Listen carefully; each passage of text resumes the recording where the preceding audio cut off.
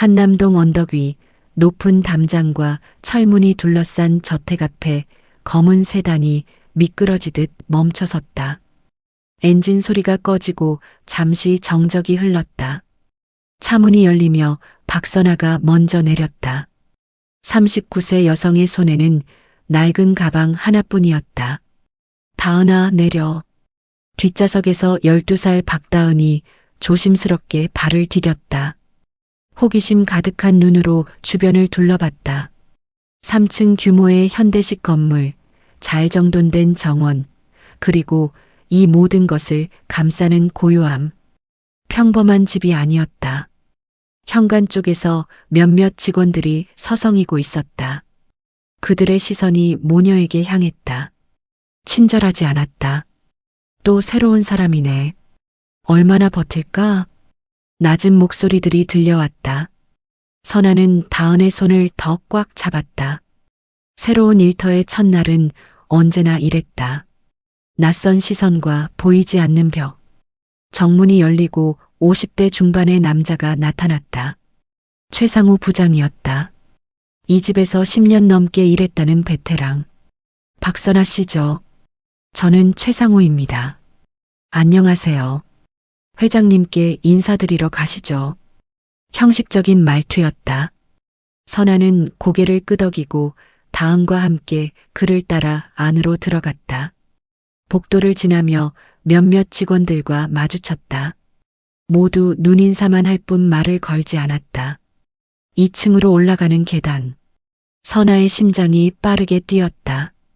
새 직장, 새 고용주, 그리고 소문으로 들은 까다로운 성격. 끝방 앞에 섰다. 최상우 부장이 문을 두드렸다. 회장님, 새로운 분 모시고 왔습니다. 들어와. 낮고 차가운 목소리. 문이 열렸다. 방은 넓었지만 을씨년스러웠다. 커튼이 반쯤 쳐져 있어서 햇빛이 제대로 들어오지 않았다. 어둠 속에 휠체어에 앉은 남자가 있었다. 윤태권, 42세.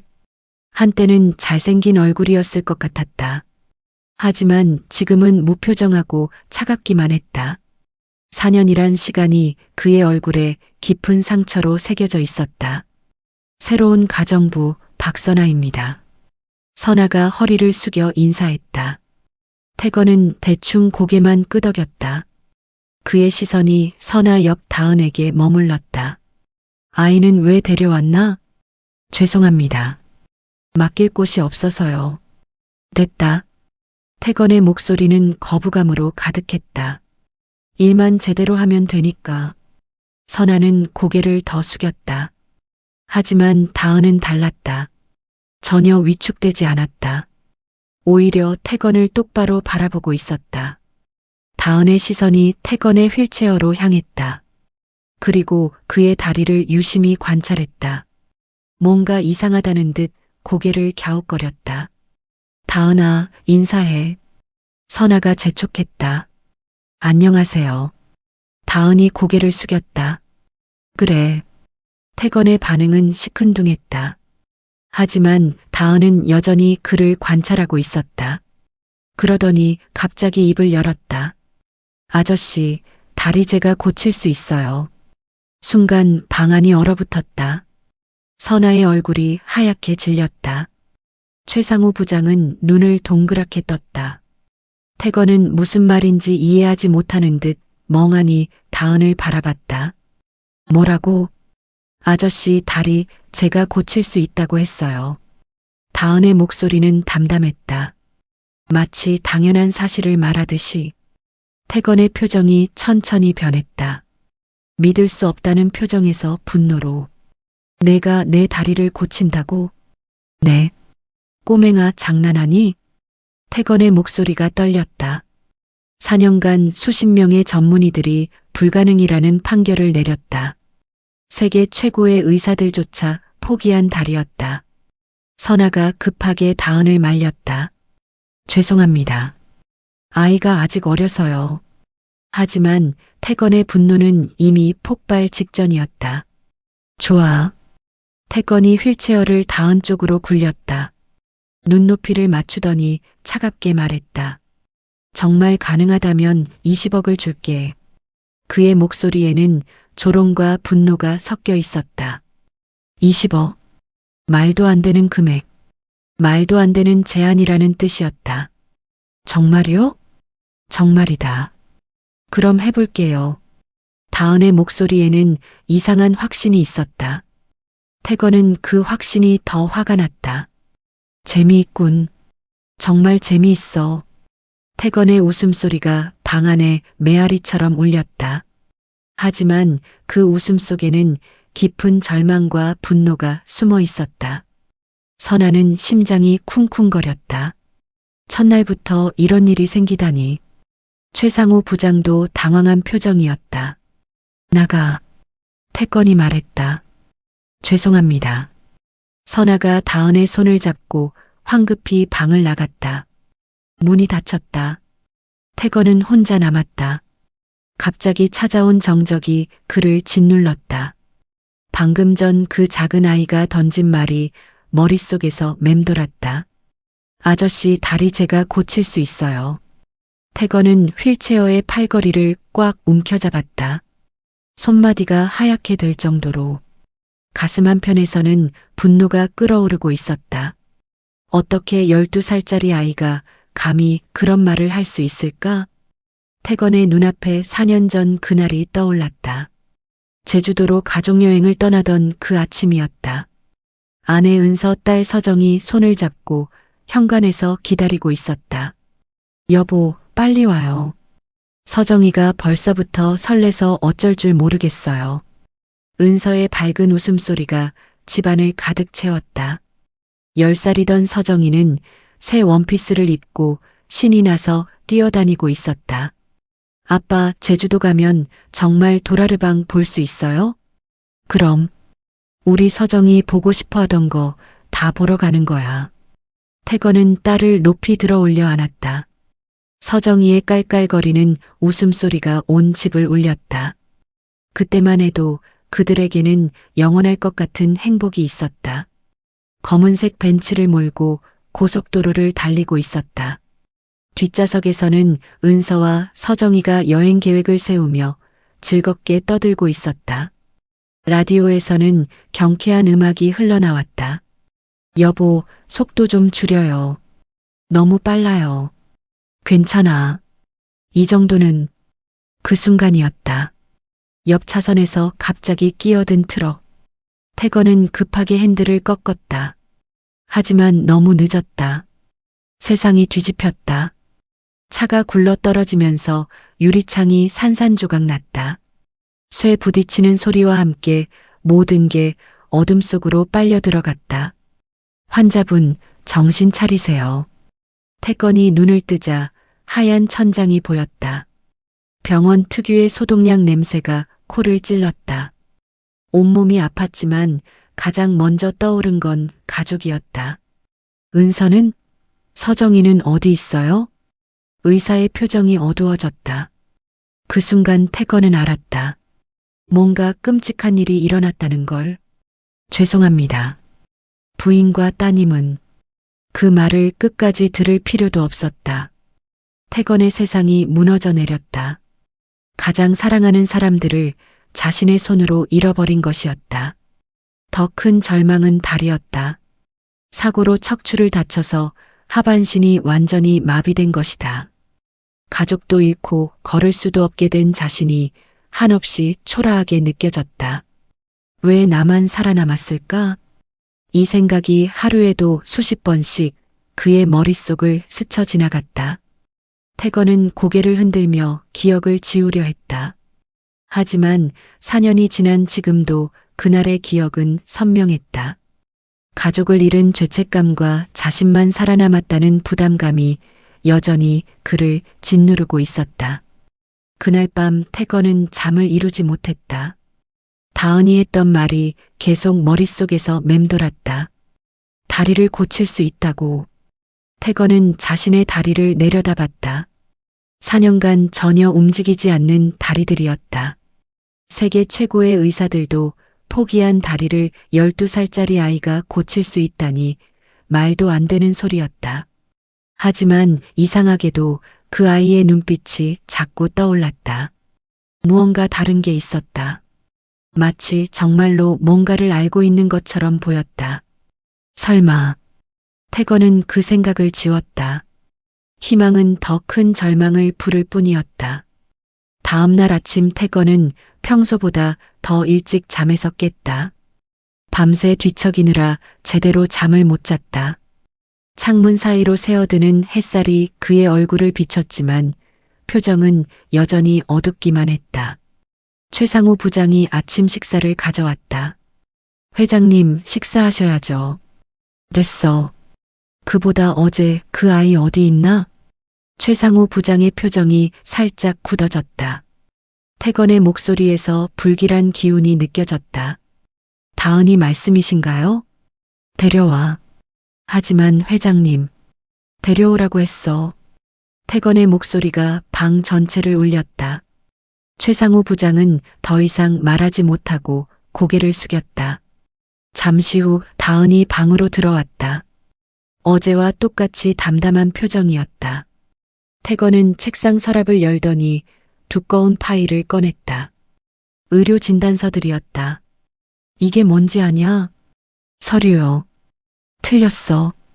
이건 전 세계에서 가장 유명한 의사들이 내 다리에 대해 내린 진단서야. 태건은 서류들을 하나씩 꺼내며 다은에게 보여줬다. 서울대병원 신경외과 최고 교수, 완전 척수 손상, 회복 불가능, 미국 메이오 클리닉 척추 전문의, 하반신 영구마비, 치료법 없음, 독일 하이델베르크 대학병원 재활의학과, 기적적 회복 가능성 제로. 태건의 목소리가 점점 격해졌다. 4년간 받은 절망적인 진단들을 늘어놓으면서 자신조차 다시 절망에 빠져들고 있었다. 일본 도쿄대 의학부 척추센터. 현재 의학으로는 불가능. 다은은 조용히 서류들을 바라봤다. 어려운 의학 용어들이 빼곡히 적혀 있었지만 전혀 겁먹지 않았다. 아저씨. 뭐? 이 아저씨들 다 틀렸어요. 태건의 손이 멈췄다. 뭐라고 했나? 의사 아저씨들이 다 틀렸다고 했어요. 태건의 얼굴이 빨갛게 달아올랐다. 분노가 치밀었다. 틀렸다고? 이 사람들이 누군지 알아? 세계에서 가장 뛰어난 의사들이야. 수십 년간 공부하고 수만 명의 환자를 치료한 사람들이라고. 다은은 여전히 담담했다. 아빠가 그랬어요. 의사는 몸만 보는 사람이라고. 마음은 잘 못 본다고. 마음이 뭐가 중요해? 의학은 과학이야. 과학? 태건이 주먹으로 책상을 쾅 내리쳤다. 서류들이 흩날렸다. 우리 아빠는 마음 아픈 사람들을 고치는 의사였어요. 다은이 조용히 말을 이어갔다. 아빠가 말했어요.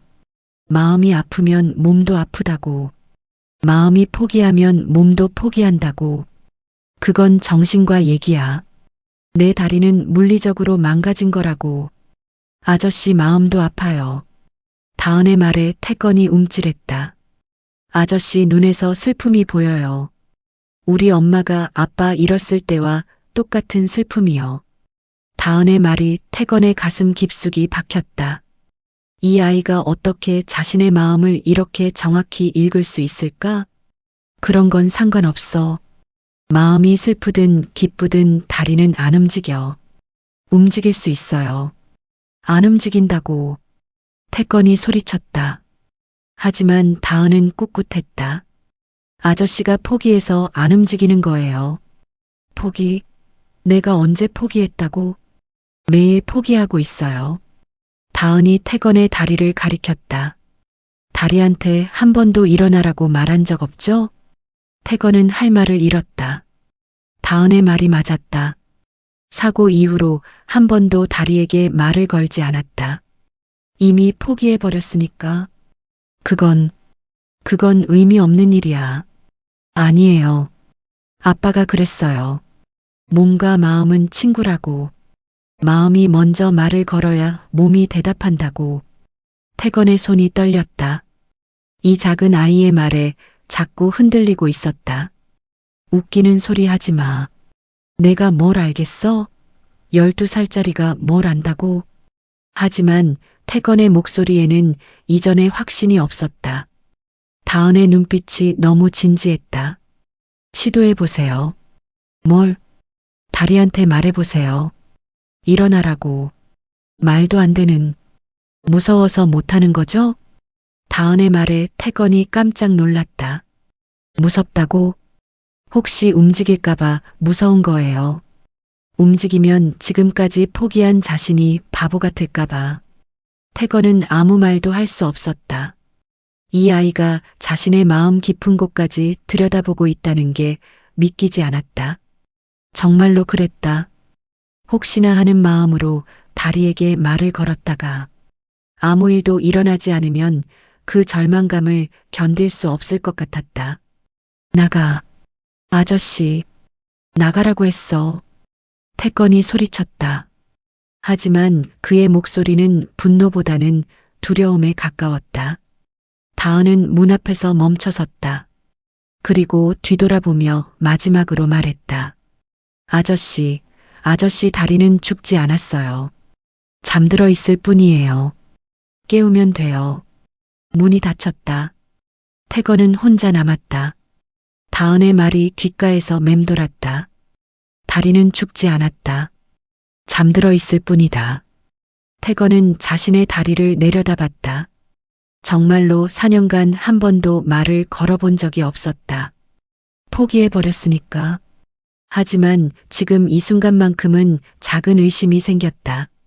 정말로 이 아이 말이 맞을까? 자신이 너무 성급하게 포기해버린 건 아닐까?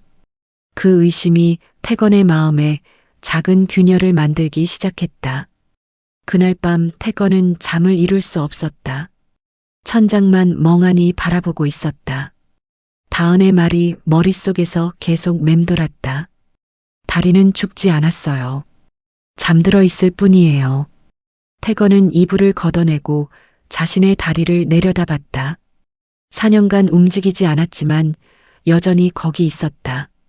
살은 많이 빠지고 근육도 위축됐지만 분명히 존재하고 있었다. 정말 잠들어 있는 걸까? 작은 속삭임이 입에서 새어나왔다. 하지만 곧 고개를 저었다. 말도 안 되는 생각이었다. 태건의 마음속에는 다리보다 더 큰 상처가 있었다. 바로 가족을 잃은 죄책감이었다. 자신이 운전을 했고 자신의 판단 실수로 사랑하는 사람들을 떠나보냈다는 생각이 그를 짓눌렀다. 내가 더 조심했어야 했는데. 은서와 서정의 얼굴이 어둠 속에서 떠올랐다. 아내의 따뜻한 미소, 딸의 맑은 웃음소리. 모든 게 자신 때문에 사라져버렸다는 생각에 가슴이 찢어질 것 같았다. 왜 나만 살아남았을까? 이 질문에는 답이 없었다. 4년간 수도 없이 자문했지만 여전히 공허한 메아리만 돌아올 뿐이었다. 다리를 잃은 것도 큰 상처였다. 한때는 마라톤을 즐겼던 태건이었다. 회사 야유회 때면 항상 등산을 제안했고 주말이면 서정이와 함께 한강공원을 뛰어다녔다. 아빠, 더 빨리 뛰어요. 서정의 목소리가 귓가에 들렸다. 그때는 딸을 등에 업고도 얼마든지 뛸 수 있었는데 이제는 휠체어 없이는 한 발자국도 움직일 수 없었다. 의사들은 모두 같은 말을 했다. 척수가 완전히 손상되어 다시는 걸을 수 없다고. 기적은 없다고. 태건은 눈을 감았다. 하지만 잠은 오지 않았다. 이틀이 지났다. 태건은 여전히 다은의 말을 떨쳐낼 수 없었다. 그 아이의 눈빛이 자꾸만 떠올랐다. 확신에 찬 그 눈빛. 정말 해볼까? 미친 생각이었다. 하지만 잃을 게 뭐가 있나? 이미 모든 걸 잃었는데. 태건은 최상우 부장을 불렀다. 다은이 어디 있나? 아마 정원에 있을 겁니다. 데려와. 잠시 후 다은이 방으로 들어왔다. 여전히 담담한 표정이었다. 부르셨어요? 그 방법 말이야. 태건이 어색하게 말을 꺼냈다. 다리한테 말을 거는 거? 응. 그게 정말 효과가 있을까? 다은의 얼굴에 환한 미소가 번졌다. 해보면 알 수 있어요. 어떻게 하는 건데? 매일 아침 일어나면 다리한테 인사해요. 안녕. 오늘도 잘 부탁해라고요. 태건은 황당하다는 표정을 지었다. 다리한테 인사라니. 그게 무슨 소용이야? 아빠가 그랬어요. 몸의 모든 부분은 다 살아있다고. 그냥 우리가 모를 뿐이라고. 다은이 책 한 권을 꺼냈다. 마음과 몸의 연결이라는 제목이었다. 여기 보세요. 스트레스 받으면 머리 아프고 슬프면 가슴 아프고 화나면 속 아프잖아요. 태건은 진지하게 들었다. 의외로 이해가 됐다. 그럼 반대로 몸이 아프면 마음도 아파져요. 그래서 몸을 고치려면 마음도 고쳐야 해요. 다리랑 친해지라는 거구나. 네, 친구가 되는 거예요. 태건은 한참을 망설였다. 정말 말도 안 되는 일이었다. 하지만 다은의 진지한 표정을 보니 거절하기가 어려웠다. 지금 해보세요. 지금? 네. 태건은 심호흡을 했다. 그리고 자신의 다리를 내려다봤다. 목소리가 작고 어색했다. 더 크게요. 진짜 친구한테 인사하는 것처럼요. 안녕. 다리야. 태건 자신도 우스웠다. 하지만 이상하게도 기분이 나쁘지 않았다. 그 순간 뭔가 이상한 느낌이 있었다.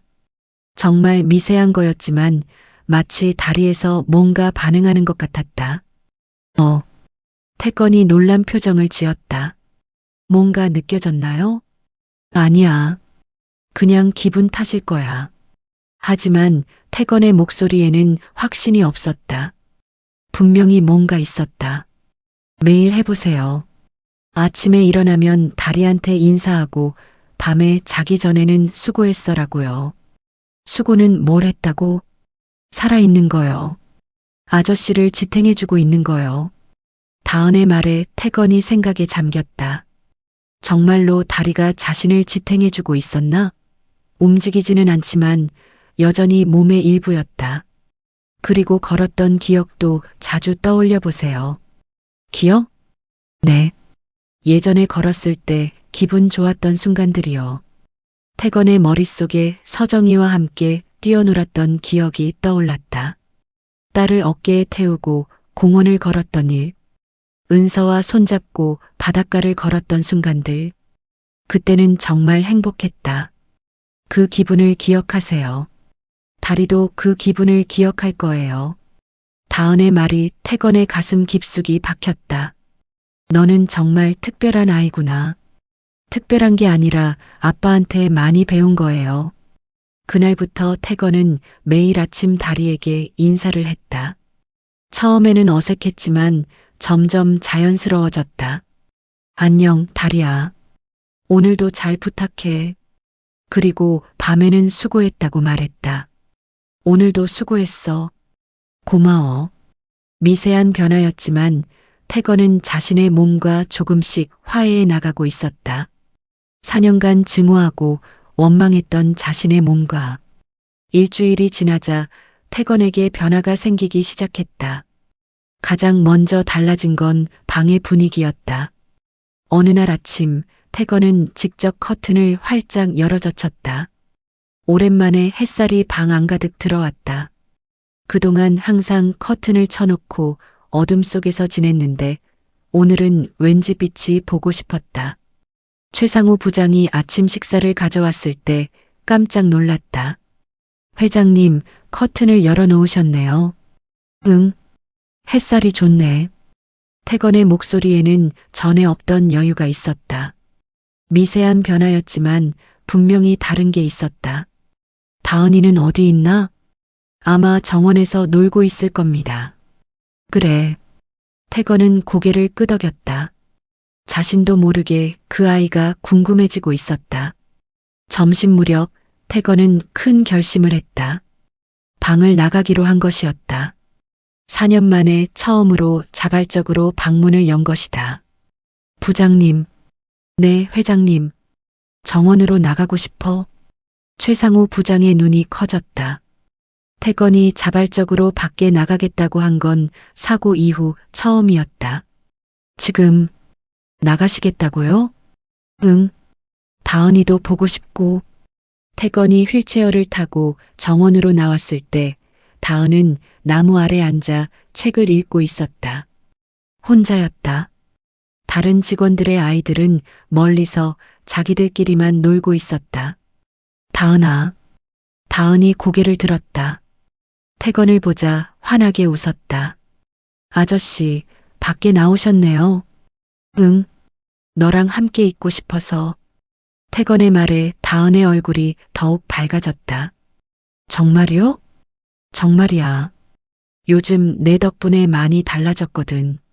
멀리서 몇몇 직원들이 태건과 다은을 바라보며 수군거렸다. 회장님이 저렇게 아이와 친하게 지내시는 거 처음 보네. 신기하긴 해. 하지만 태건은 신경 쓰지 않았다. 오랜만에 햇살 아래 있으니 기분이 좋았다. 다은아, 너는 왜 이렇게 혼자 있는 거야? 태건이 다른 아이들을 가리키며 물었다. 괜찮아요. 혼자 있는 것도 나쁘지 않아요. 하지만 다은의 목소리에는 작은 서운함이 배어 있었다. 다른 아이들이 너랑 안 놀아주나? 엄마가 새로 와서 그런가 봐요. 그래도 외롭지 않아? 조금요. 하지만 아빠 책 읽으면 괜찮아요. 다은이 들고 있던 책을 보여줬다. 여전히 마음과 몸의 연결이었다. 요즘 달이 어때요? 확실히 예전보다는 뭔가 다른 것 같아. 태건이 솔직하게 말했다. 정말요? 조금씩 깨어나고 있는 거예요. 다은이 기뻐했다. 그날부터 태건은 자주 정원으로 나왔다. 다은과 함께 시간을 보내는 게 좋았다. 이 아이와 있으면 마음이 편안해졌다. 아저씨, 오늘 아침에 다리한테 인사했어요? 응, 했어. 기분이 어때요? 좋아. 이상하게 마음이 가벼워지는 것 같아. 직원들도 태건의 변화를 느끼기 시작했다. 예전처럼 차갑고 화만 내는 사람이 아니었다. 가끔씩 미소도 짓고 말투도 부드러워졌다. 회장님이 많이 변하셨네요. 그러게요. 다은이 때문인가 봐요. 2주가 지나자 태건은 식사도 방이 아닌 식당에서 하기 시작했다. 직원들과 함께 앉아서 밥을 먹는 것도 4년 만이었다. 회장님, 여기서 드시면 편하세요? 응. 다 같이 먹으니까 좋네. 태건이 다은과 선아 옆에 자리를 잡았다. 다른 직원들은 어색해했지만 감히 뭐라고 할 수 없었다. 다은아, 오늘 뭘 배웠어? 달이랑 대화하는 새로운 방법이요. 어떤 방법인데? 감사하다고 말하는 거예요. 아저씨를 지탱해줘서 고맙다고요. 태건은 그날 밤부터 감사 인사도 추가했다. 달이야, 고마워. 오늘도 나를 지탱해줘서. 한 달이 지나자 태건의 얼굴에서 절망과 분노가 거의 사라졌다. 대신 작은 호기심과 희망이 자리 잡고 있었다. 회장님, 정말 많이 좋아지셨어요. 최상우 부장이 말했다. 다은이 덕분이야. 그 아이가 나를 살렸어. 태건은 이제 확신했다. 이 작은 아이가 자신에게 새로운 가능성을 열어주고 있다는 것을. 밤마다 다리에게 말을 걸고 감사를 표하는 일상. 처음에는 우스웠지만 이제는 자연스러웠다. 그리고 분명히 뭔가 달라지고 있었다. 미세한 감각이 느껴지기 시작한 것이다. 착각일 수도 있었지만 가끔씩 발끝에서 무언가가 느껴졌다.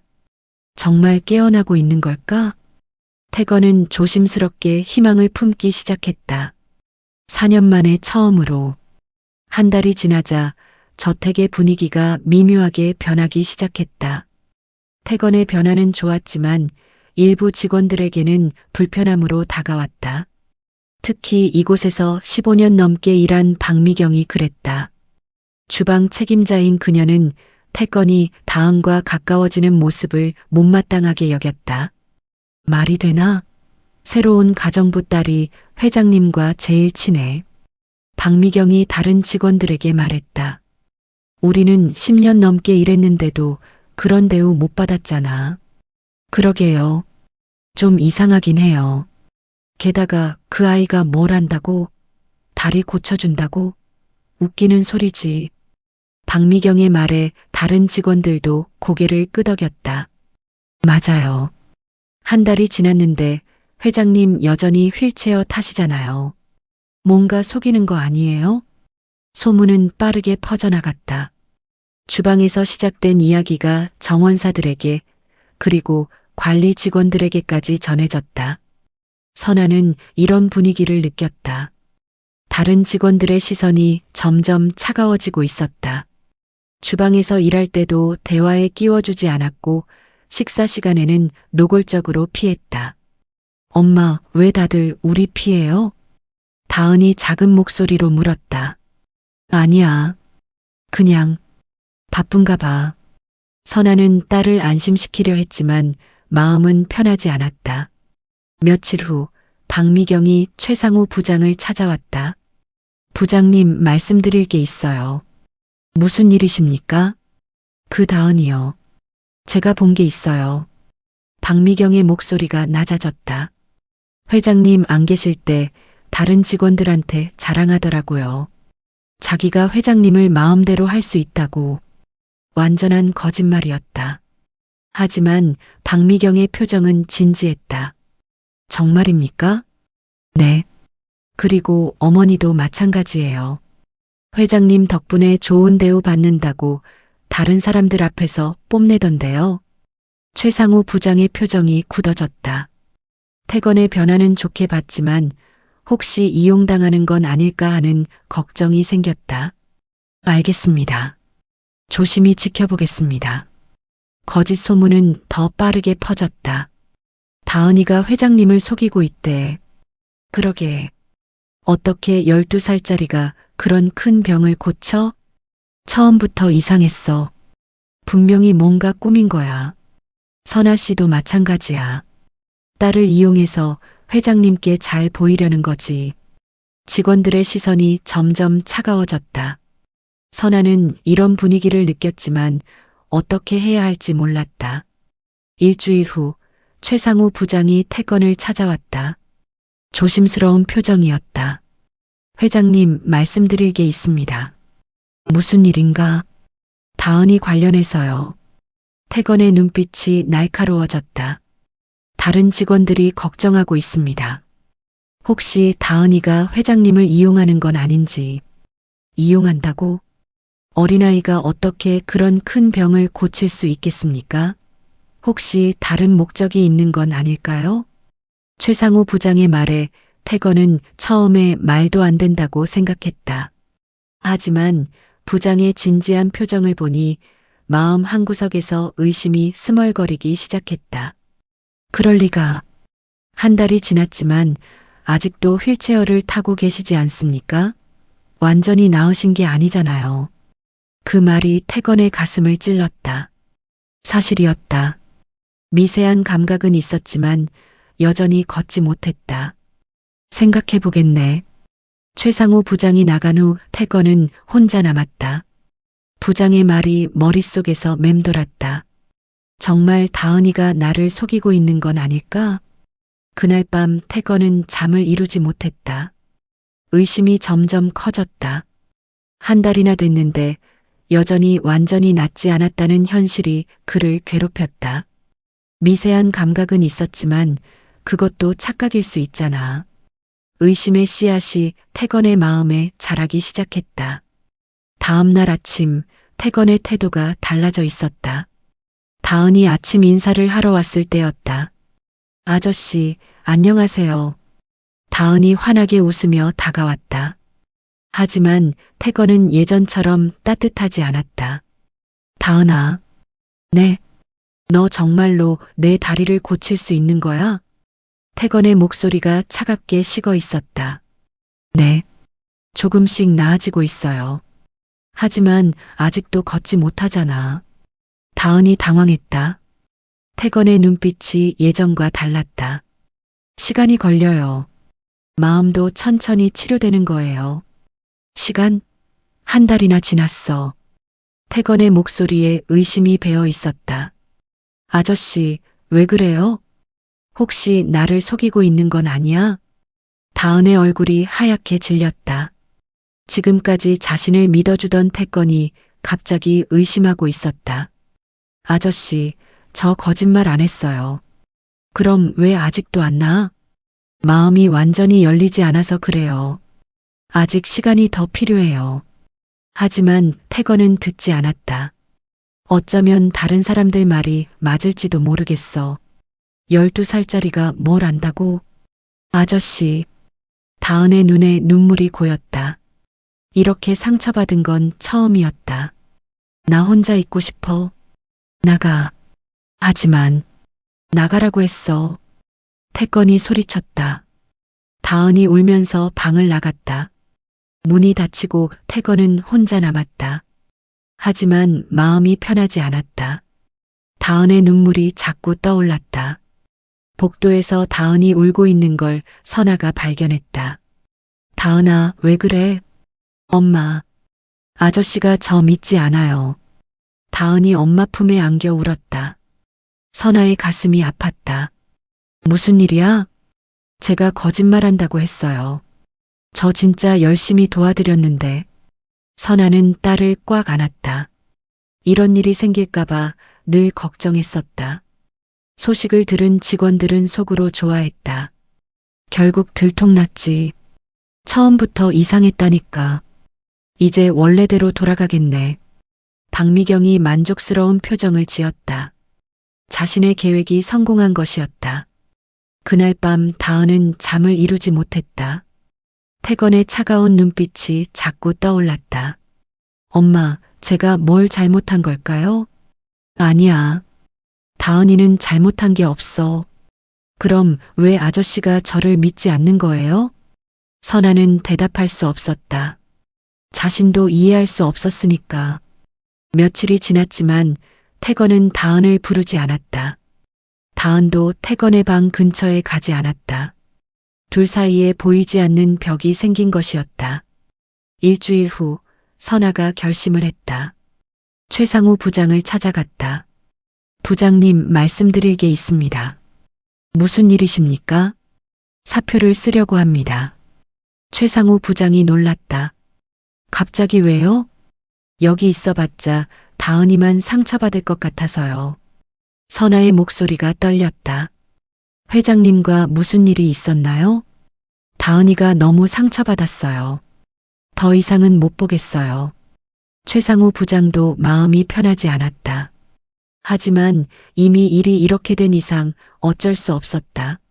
알겠습니다. 생각해 보시죠. 아니요. 이미 결정했어요. 선아는 숙소로 돌아와 짐을 싸기 시작했다. 작은 여행 가방 하나가 전부였다. 엄마, 정말 가야 해요? 다은이 슬픈 목소리로 물었다. 응.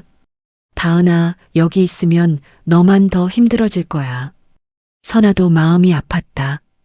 이곳에서 처음으로 가족 같은 따뜻함을 느꼈었다. 하지만 딸이 상처받는 모습을 더 볼 수는 없었다. 아저씨한테 인사하고 갈까요? 아니야. 그냥 조용히 가자. 선아가 다은의 손을 잡았다. 그날 밤 다은은 마지막으로 태건의 방문 앞에 섰다.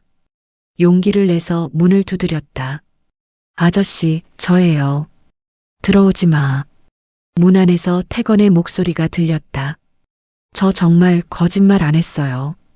아저씨 다리 정말 좋아지고 있어요. 대답이 없었다. 아저씨가 포기하면 다리도 다시 포기해요. 제발 믿어주세요. 다은의 목소리가 떨렸다. 하지만 문은 열리지 않았다. 아저씨, 저 내일 떠날지도 몰라요. 여전히 대답이 없었다. 다은은 눈물을 흘리며 돌아섰다. 문 안에서 태건은 다은의 목소리를 듣고 있었다. 가슴이 찢어질 것 같았다. 하지만 문을 열 수 없었다. 다은이 떠난 후 태건은 혼자 남았다.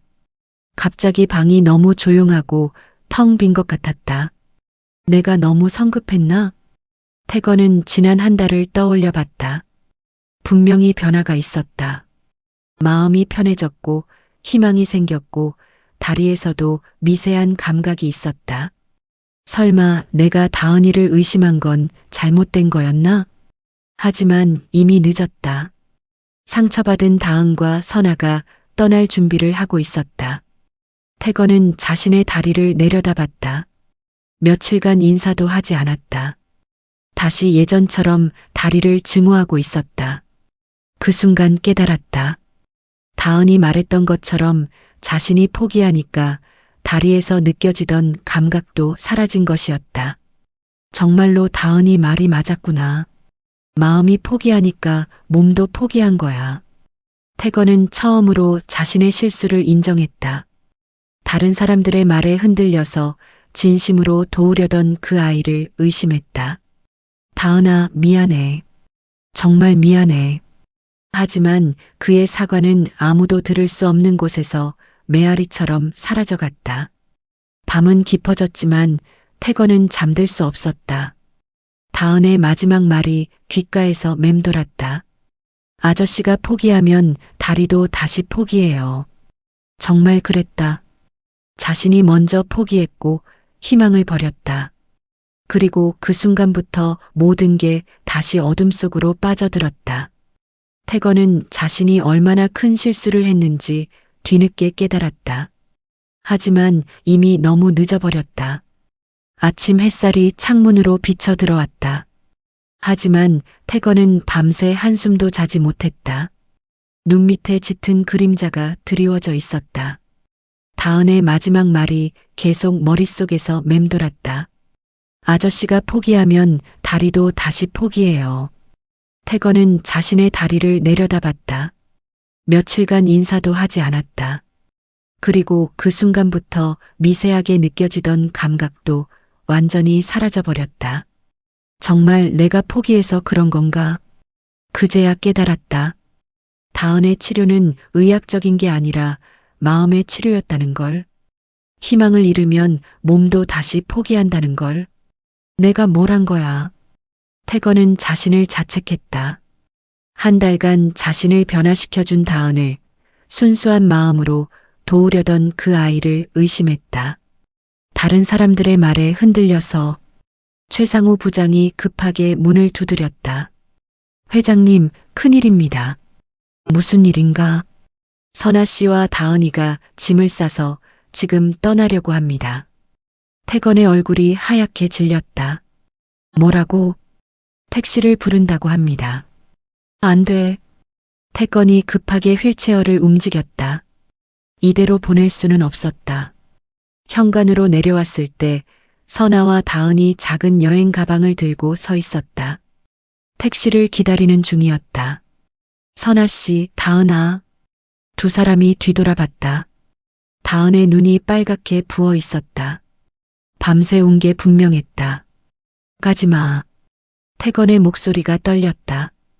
회장님, 내가 잘못했어. 정말 잘못했어. 태건이 진심으로 사과했다. 권력이 아니라 사람으로서. 다은아, 아저씨가 너무 바보였어. 내 진심을 몰라줬어.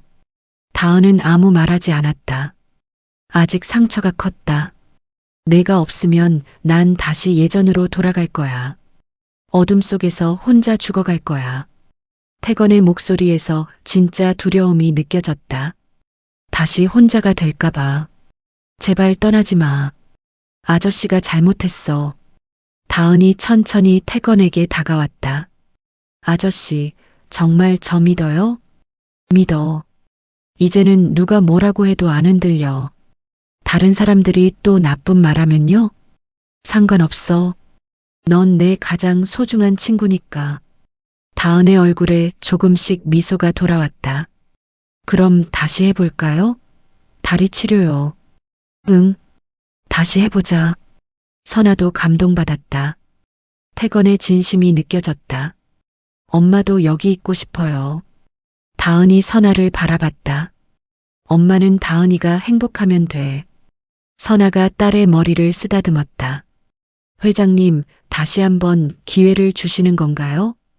기회가 아니야. 부탁이야. 태건이 진심으로 말했다. 우리 가족이 되어줘. 선아의 가슴이 뜨끔했다. 가족이라는 말이 얼마나 그리웠는지. 그때 다른 직원들이 나타났다. 박미경이 앞장섰다. 회장님, 저 사람들 말 믿으시면 안 됩니다. 닥쳐. 태건의 차가운 목소리에 박미경이 움찔했다.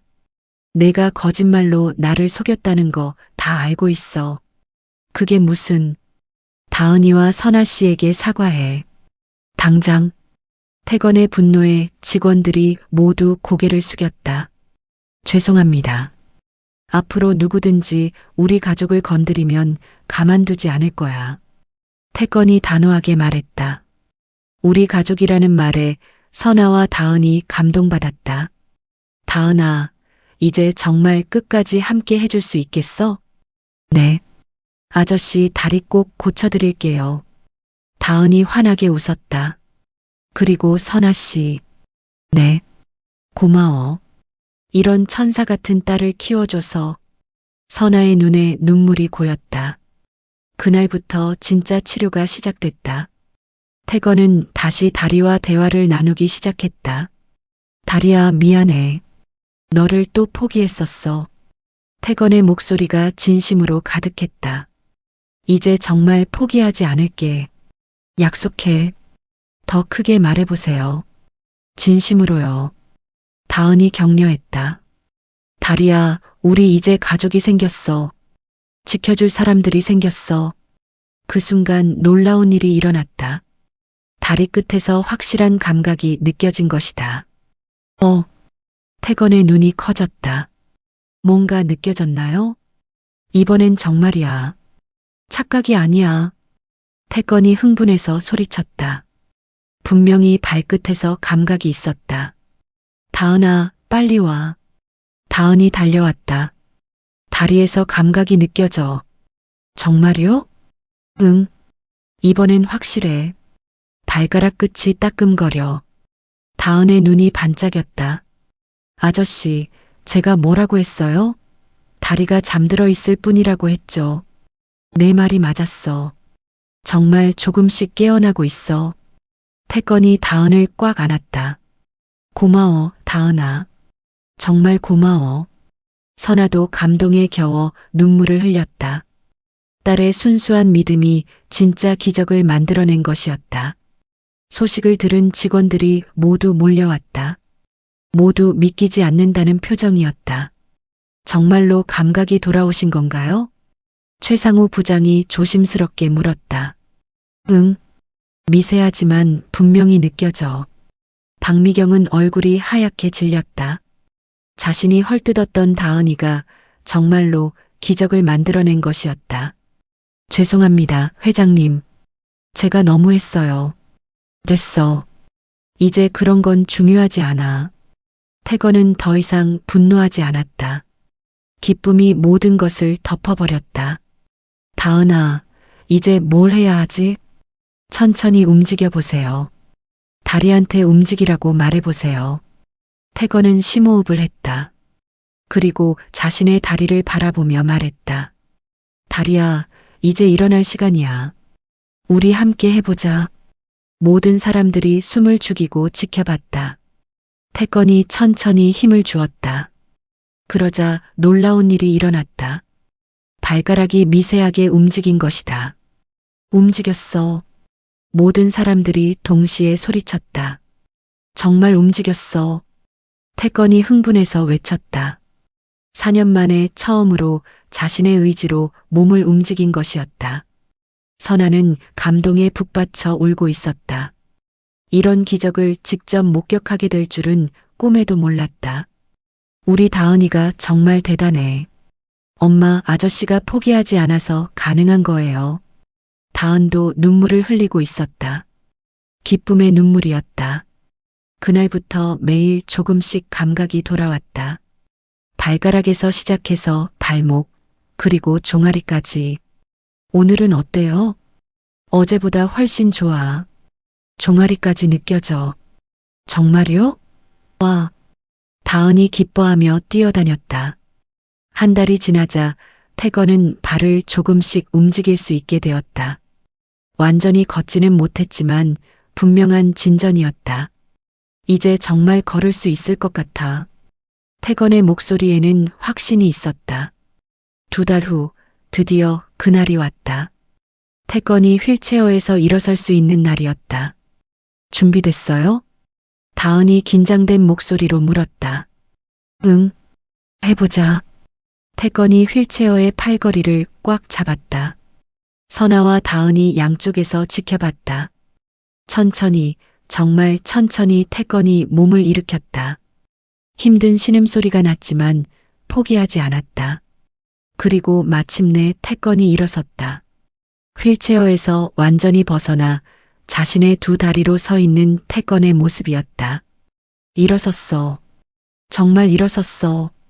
다은이 뛸 듯이 기뻐했다. 회장님, 선아도 감동에 겨워 울고 있었다. 4년 만이야. 4년 만에 내 다리로 서는 거야. 태건의 목소리가 떨렸다. 이제 걸어보세요. 천천히요. 태건이 조심스럽게 첫 발을 내디뎠다. 휘청거렸지만 넘어지지 않았다. 그리고 2번째 발, 3번째 발. 걷고 있어. 정말 걷고 있어. 태건이 눈물을 흘리며 걷고 있었다. 다은 쪽으로 천천히 걸어가고 있었다. 다은아. 태건이 다은에게 다가가서 무릎을 꿇었다. 그리고 꽉 안았다. 고마워. 정말 고마워. 이제 정말 가족이에요. 다은이 태건의 품에 안겨 말했다. 선아 씨도. 태건이 선아를 불렀다. 선아도 다가와서 3사람이 함께 안았다. 우리는 이제 진짜 가족이야. 네, 정말 가족이에요. 3사람 모두 행복한 눈물을 흘리고 있었다. 그날 밤 태건은 자신의 다리로 방 안을 걸어 다녔다. 하늘을 바라보며 말했다.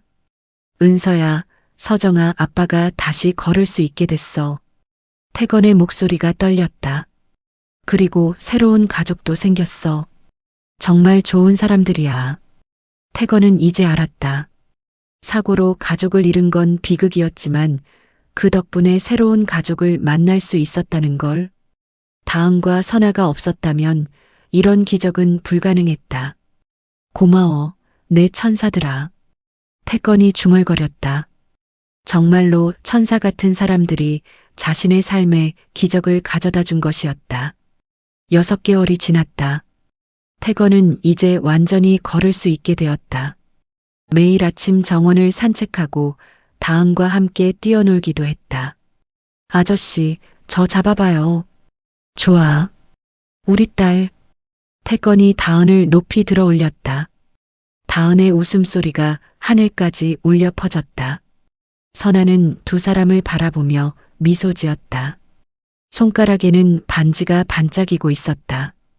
그날 오후 태건이 설립한 재활센터 개원식이 있었다. 간판에는 희망 재활센터라고 적혀 있었다. 이 센터는 몸의 치료뿐만 아니라 마음의 치료도 함께합니다. 태건이 개원 인사를 했다. 진정한 치유는 희망에서 시작됩니다. 저처럼 절망에 빠진 분들이 다시 일어설 수 있도록 돕겠습니다. 다은과 선아가 자랑스러운 표정으로 지켜보고 있었다. 그날 저녁 3가족이 저택 정원에서 함께 산책하고 있었다. 태건은 완전히 건강한 모습으로 걷고 있었고 다은은 2사람 사이에서 손을 잡고 있었다. 아빠, 엄마, 우리 정말 행복하죠? 그래, 정말 행복해. 세상에서 가장 행복한 가족이야. 3사람의 그림자가 석양 아래 길게 늘어져 있었다. 한때는 상처받은 새 마음이었지만 이제는 서로를 치유하며 완벽한 가족을 이룬 것이었다. 가족이란 혈연이 아니라 사랑이에요. 다은의 말이 저녁 공기에 따뜻하게 퍼져나갔다. 상처와 절망에서 시작된 만남이 기적과 사랑으로 완성된 아름다운 이야기였다. 이야기를 재미있게 봐주셨다면 구독과 좋아요 부탁드려요. 그리고 지금 이 순간 어디서 무엇을 하며 어디서 듣고 계신지 댓글로 남겨주세요. 여러분 가정에 따뜻한 웃음이 가득하시길 바라며 오늘도 시청해 주셔서 감사합니다.